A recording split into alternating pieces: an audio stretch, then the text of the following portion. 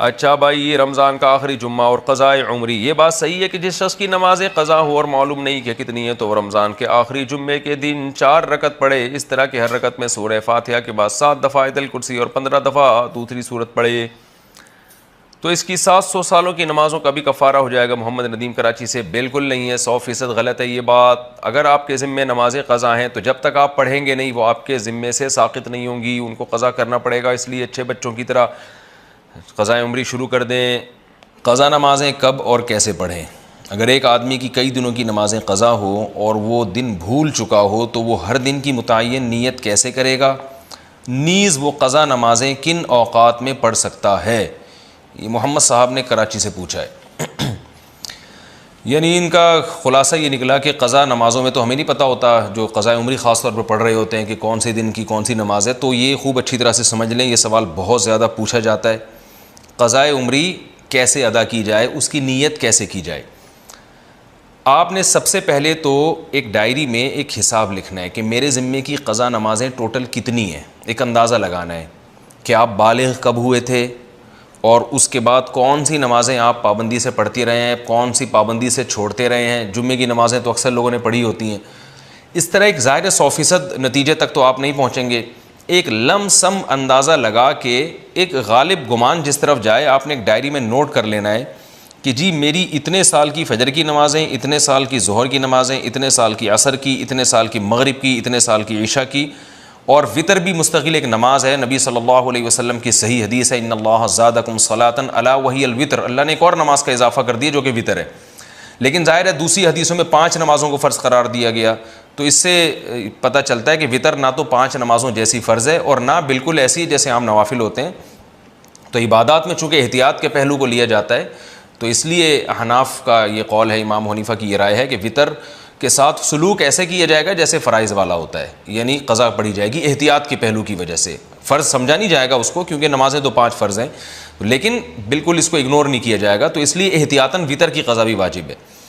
तो आपने ये इस 5 नमाज़ें और वितर का अंदाज़ा लगा लिया कि भाई ये इतने साल की बनती हैं, और एक डायरी में आप नोट कर लें। मैं डायरी में नोट करने का इसलिए कह रहा हूँ कि ये तजर्बे पर मबनी एक हकीकत है, मुशाहिदे पर मबनी, कि जो सिर्फ हाफ़ज़े पर चलते हैं वो कन्फ्यूज़ ही रहते हैं सारी ज़िंदगी, वो फिर भूल जाते हैं कितनी पढ़ी कितनी रह गई।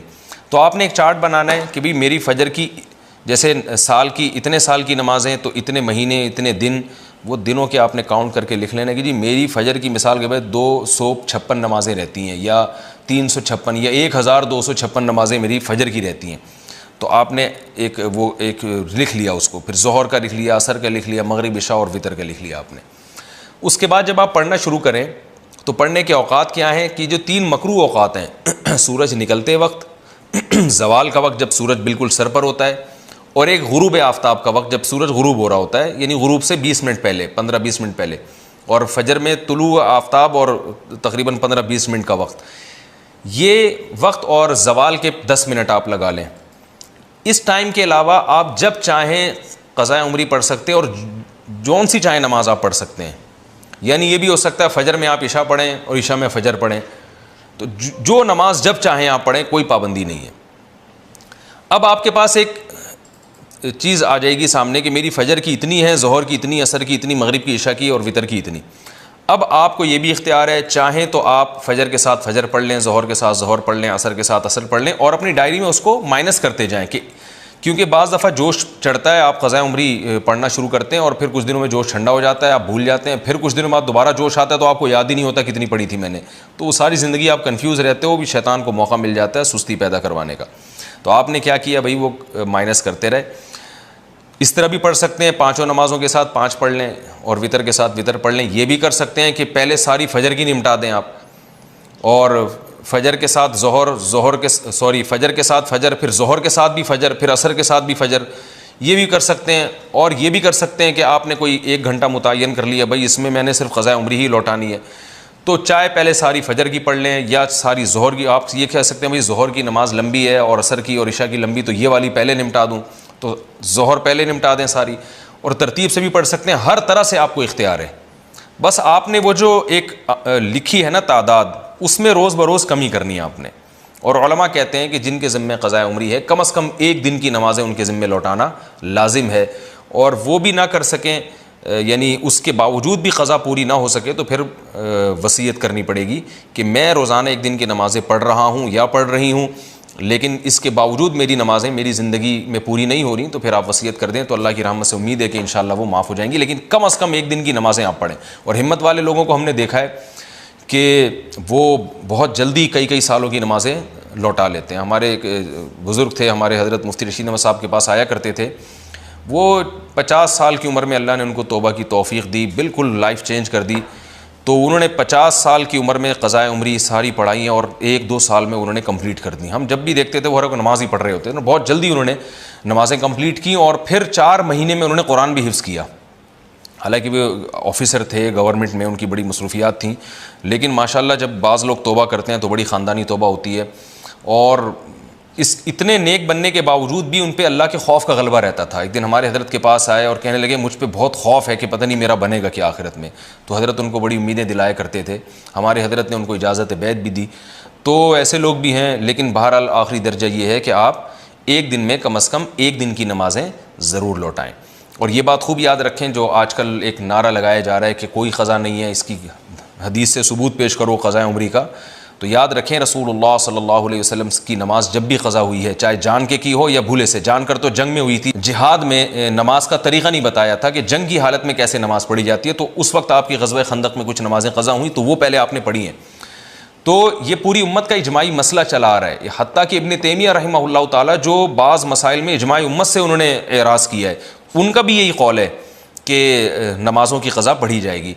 तो ये अब 15वीं सदी में कुछ लोगों ने ये एक शोशा छोड़ा है कि जो नमाज़ें क़ज़ा हुई हैं वो सिर्फ़ तौबा से माफ़ हो जाती हैं, और वो कहते हैं इस पर कोई हदीस नहीं है। तो भाई हदीस जो दावा करता है, हदीस उसके ज़िम्मे। नबी सल्लल्लाहु अलैहि वसल्लम ने फरमाया अल-बय्यिनतु अलल मुद्दई वल यमीनु अला मन अनकर, कि दलील उसके ज़िम्मे जो दावा करता है। नमाज़ें जब क़ज़ा होती हैं तो आप ये दावा कर रहे हैं कि वो क़ज़ा किए बगैर सिर्फ तौबा से माफ़ हो जाएंगी, तो आपके ज़िम्मे दलील है। हम तो हदीस में जब भी देखते हैं, जब भी नमाज क़ज़ा हुई है, तौबा काफ़ी नहीं समझी गई है, उसको क़ज़ा भी किया गया है। तो नमाज हो या रोज़ा हो, आपको क़ज़ा बहरहाल करनी पड़ेगी। इस पर मैं तफसील से क्लिप रिकॉर्ड करवा चुका हूँ, दलाइल क़ज़ाए उम्री के, वो मैं दोबारा अभी उसको रिपीट नहीं करूँगा। तो मुसलमान को चाहिए तौबा करे और जितनी नमाज़ें उसके ज़िम्मे बाकी हैं वो जल्द से जल्द अदा करने की कोशिश करे। तरीक़ा मैंने आपको बताया। हाँ, नीयत कैसे करेंगे? नीयत आपने ऐसे करनी है कि जब आप फ़जर पढ़ रहे हैं तो आप ये नीयत करेंगे, भाई मेरे ज़िम्मे जितनी फ़जर की नमाज़ें हैं उनमें मैं सबसे पहली नमाज़ पढ़ रहा हूँ। जब दोबारा फ़जर आप पढ़ेंगे तो भी यही नीयत कि मेरे ज़िम्मे जितनी फ़जर की नमाज़ें हैं उनमें सबसे पहली, क्योंकि जो पढ़ चुके हैं वो तो ज़िम्मे में रही नहीं है ना, तो इसलिए वो खुद ब खुद साक़ित हो गई आपकी नीयत से। तो हर दफ़ा ज़ोहर में भी यही नीयत कि मेरे ज़िम्मे जितनी ज़ोहर की नमाज़ें हैं मैं उनमें सबसे पहली नमाज़ पढ़ रहा हूँ। तो जब दोबारा ज़ोहर पढ़ेंगे तो भी यही नीयत कि मेरे ज़िम्मे जितनी ज़ोहर की नमाज़ें बाकी हैं उनमें सबसे पहली, जो पढ़ चुके हैं वो तो बाकी नहीं रही ना, तो वो तो नीयत में आएंगी ही नहीं। तो इस तरह हर नमाज में यही नीयत करते चले जाएं, और नीयत दिल के इरादे का नाम है, और इस तरह से आप नमाज़ें पढ़ लें तो इस तरह से इंशाअल्लाह नमाज़ें अदा हो जाएँ।